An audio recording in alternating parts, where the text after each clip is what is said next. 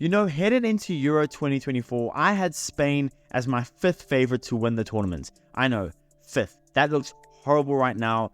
But at the time going into the tournament, I had them behind the likes of France, Portugal, England, Germany. They were 5th for me. And right now, looking at it, Spain have already gotten into the Final Four, which is the semi-finals, of course. But they have gotten further than both Germany and Portugal, who I had ahead of Spain. But if you look at it, going into the tournament, I wasn't really greatly impressed with Spain and the Spanish squad on paper. Yes, they were really good. They definitely had some really good players. They had some really good performances. They just won the Nations League the year prior. But I thought that they potentially lacked firepower up front, with the only real strikers in their squad being Alvaro Morata and 32-year-old Joselu. But of course, they're still really good strikers, but I still thought there was a lack of firepower. And I also wasn't greatly impressed with the manager and his lack of senior experience, even though he just won the Nations League and had done so well with Spain in qualification outside of losing to Scotland. And overall, I just wasn't greatly impressed with Spain as a whole. Maybe looking back at it, I was maybe too fixated on teams on paper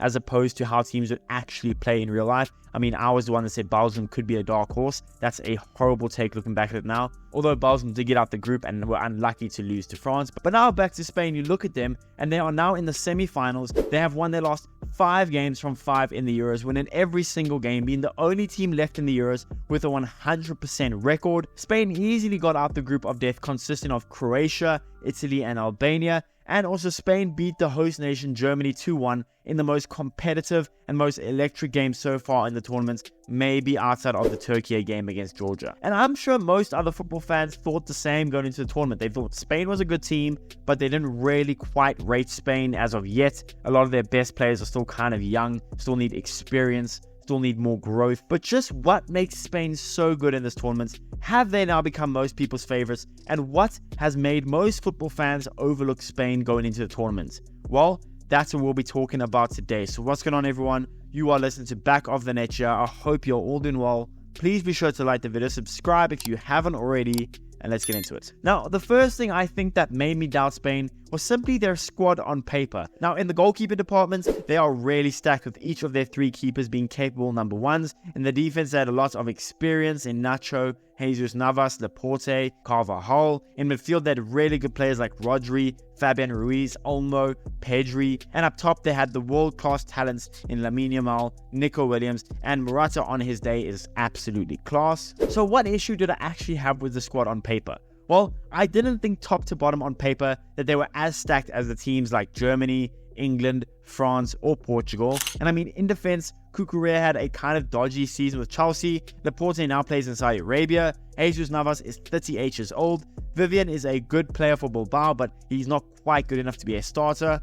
Nacho and Carvajal were coming off, yes, very good seasons, winning the Champions League with Madrid, but Nacho is 34 and Carvajal is 32, coming off of a season where Carvajal has played 41 games, but is historically an injury-prone player. I thought on paper, their midfield, while they still had talented guys, it lacked depth to me. I mean, missing out on Gavi was a huge loss to Spain in my eyes. Guys like Fermin Lopez and Alex Baena are good players, but they just lacked overall experience at the international level. And outside of Pedri and Rodri, to me, coming into the tournament, none of these guys were really going to make a massive impact in the midfield. And yes, I recognize them as good players, but to me, they weren't going to move mountains for Spain. And yet, Dani Olmo had the game of his life against Germany, getting a goal and an assist. Mikael Merino got the winner against Germany, and Fabian Ruiz has been excellent throughout the whole tournament.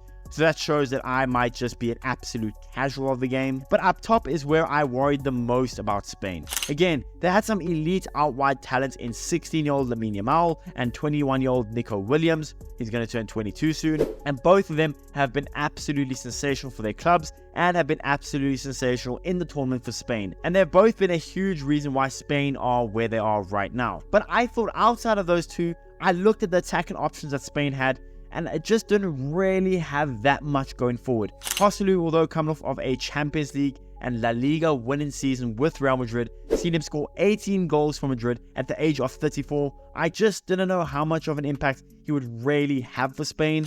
Morata, who was clearly going to be Spain's main striker, is 31 years old, coming off, yes, his best goal-scoring season of his career, scoring 21 goals in all competitions. But again, with his age and his poor performances in the past, I kind of doubted him. And Ayoze Perez, although having a good season at Betis, I wasn't greatly impressed with him as an option. And the same goes for Oyarzabal. And as for Ferran Torres, I thought he could add some good firepower up front, but not enough to be able to carry Spain. And again, I didn't think he could move mountains for the Spanish team. And outside of the team on paper, I also wasn't greatly impressed with Spain's manager, Luis de la Fuente. He's never managed professional football outside of Deportivo Alaves in the 2011-2012 season, where he lasted just 2 months in charge, and he has instead coached Spain's youth teams from the under-19s to the under-21s, and having a brief stint as Spain's assistant coach. But since his takeover from Spain, he has been in charge of 18 games, lost just twice, drawing just once, and winning 15 games, seeing Spain get their hands on the Nations League trophy. But again, I thought overall he just lacked senior experience as a manager,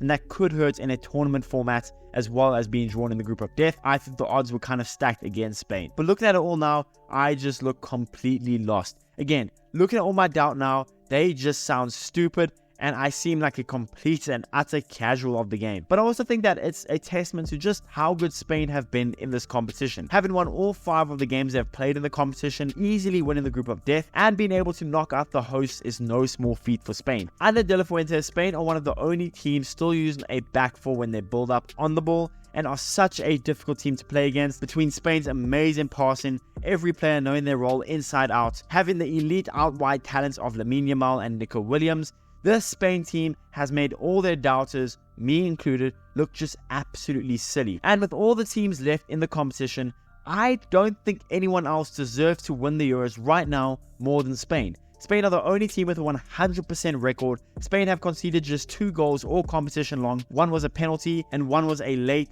last-minute equalizer from Wirtz. Spain have put in amazing performances in big games like against Croatia. They were pretty good against Italy. They were really good against Germany. Spain have a swagger and a composure to them that most champions of previous Euros do as well. They are a team that, although most certainly has individual talents, they rely less on that individual talents and rely more on a system, on some tactics, on some really good passing. And they play like the Spain of old, not tactically the same, but they play like the Spain of old with a modern twist where they rely on each other. There's some really good passing, and they don't rely necessarily on individual brilliance only to get them through tough spots. Spain, in my eyes, are the most deserving team left in the competition to win the Euros, and with a semi-final against France and a potential final looming, this could be Spain's year to get their hands on yet another Euro trophy. Not to say that they are outright the favourites, according to everyone, especially on paper they still aren't the outright favourites, but based on how they have been playing, based on how good of a tactician De La Fuente is, the horrible performances of France and England so far during the Euros, Spain could really go all the way, and quite frankly, as a neutral, I really want Spain to go all the way. Again, they're the most entertaining to watch. They've been the best team by far across the whole Euros, and what cool storyline would it be to see a 16-year-old in Lamine Yamal be one of the best players on a Euro winning team.